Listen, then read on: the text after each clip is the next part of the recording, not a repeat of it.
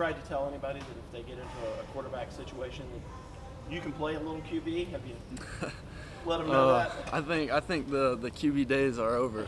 You know, I played a little bit in high school, but you know, sophomore year. But I'll leave that to DJ and Coach Streeter and the rest of the boys for them to handle that. So. How does being able? I think it was your sophomore year when you played quarterback, right? How does that help you play tight end? How does that help you with this position? I would just say the preparation. You know, working a little bit at QB during high school. You know, you just got to know the whole game as a whole. Obviously, the QBs here have to know the whole game as a whole, and I think like transferring over to tight end, there's so much that we have to do in general that it's almost like, you know, a second QB, because you got to know the pass protections, the run protections, the route game, and I really think that just helping me understand the game as a whole at an early age, and then of course transferring to tight end when I got a little bit older, and then coming here just really being able to prepare and understand the whole game. So. When Braden went out and Davis got ejected, I saw Coach Sweeney came over and said something to you guys. What was his message to you at that point? You know, he just said, you know, next man up. You know, this is what they always say during team meetings. You know, this is what we're made for. So he said, just be prepared. You know, you put in the preparation, and so it's next man up mentality. So.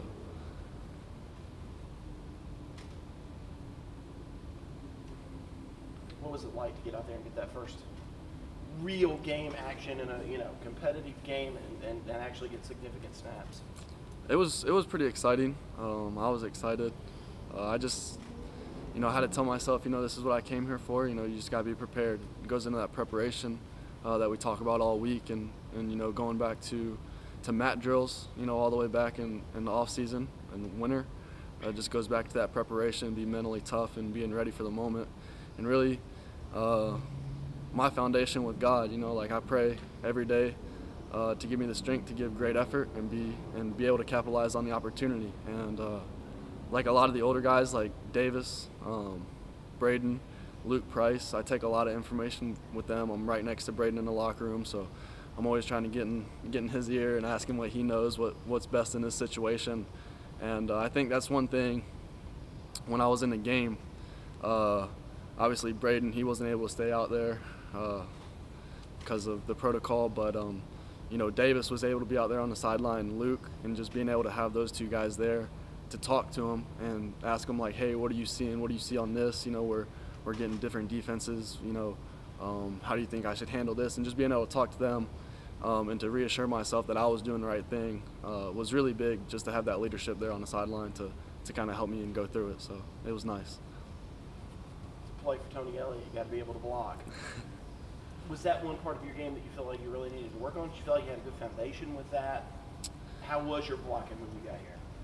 So I did a lot more perimeter blocking in high school. I was usually split out wide, and you know, my senior year I kind of went inside to the slot, played more true tight end compared to my junior year.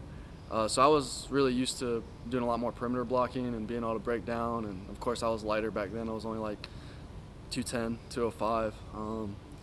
And then coming here, you know, just everybody's bigger, especially when you gotta get the guys in a box. You know, you're talking about DNs that are, some are 290. So, you know, you gotta have good technique. And so I think coming in as a whole, I knew I needed to improve my game, whether that be route running, catching, my vision, and blocking. But I think, you know, I took time with Davis a lot during the off season and a lot of the older guys just to have a better foundation in the blocking. So. What do you weigh now, and what do you want to weigh ideally? So right now I'm weighing, I just got on the scale, 230. Ideally I'd like to be at 235, 240, but of course this season it gets hard to maintain your weight, but 230. Some days it fluctuates. Some days I'm 234, so other days I'm 230. So. Did you have a moment when you got here that you were lined up against KJ or XT or Miles or somebody and you went, yeah, this is a little different? Yeah, so I remember when I early enrolled before the pandemic hit, I just remember everything was going so fast, you know, and bullets were flying, and I really just remember one time I got ragdolled around, and I wasn't used to that. And I remember just looking back at Coach Pierman, because he was still a tight ends coach at that time, and just looking back at him like what in the world is going on? You know, I just wasn't used to that. And so when that happened, you know, I kind of never wanted that to happen again. You know, I didn't want to get manhandled. So from there on, I made a choice and a priority to make sure that I was going to put myself in the best situation and learn from others and continue to get stronger and understand the blocking game better. So I wasn't, you know, being thrown around by KJ or XT or Maskell. So. What did you work on during the fire? Or something you feel like you kind of got better at? I don't know. I watched a lot of film I just watched a lot of film, just trying to prepare, honestly. And then just being more, you know, using my leverage to my advantage. You know, everybody likes a tall tight end, but with that you come some curses, and that's you got to get lower than the other guy, and especially when you're 6'4", 6'5", you got to get lower than those linebackers that are, you know, 6'1", 6'2". So it's all about a game of leverage. So I tried to work on, you know, just preparation, film, understanding where they were going to be at, how they attack, and then also just doing some stretching, and also, you know, just keep reminding myself as a mental thing, you know, just get lower, so I can have that better leverage. What items have you seen from Syracuse defense, and it's something you kind of planning for? So far, you know, we just got done with some player-led segments, and, you know, Syracuse does a great job at flying around. You can see with how they just played Wake. They ran a lot of blitzes up the middle to try to stuff that run game, the RPO game that they have, and I think they did a really good job doing that. I really think at the end of the day, we just got to be prepared, because they do have a lot of movement.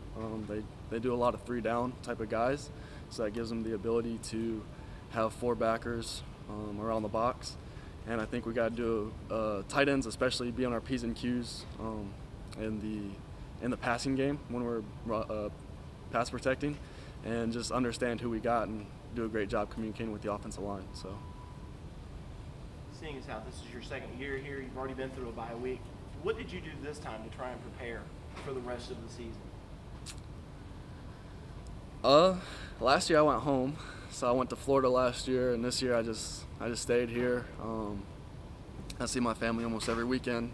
They come up for the game, so I just stayed here, tried to actually relax this time and, you know, just unwind, because the football season's it's a long year, so you gotta have those times where you take time off, and I didn't really want to be doing anything, so I stayed here, and like I said, I watched a lot of film, you know, just trying to prepare myself for the next game. That way I wasn't to a point so far mentally checked that when I came back yesterday I was out of the game. You know, I relaxed, I cooled down, but I also tried to keep my head in the game. So.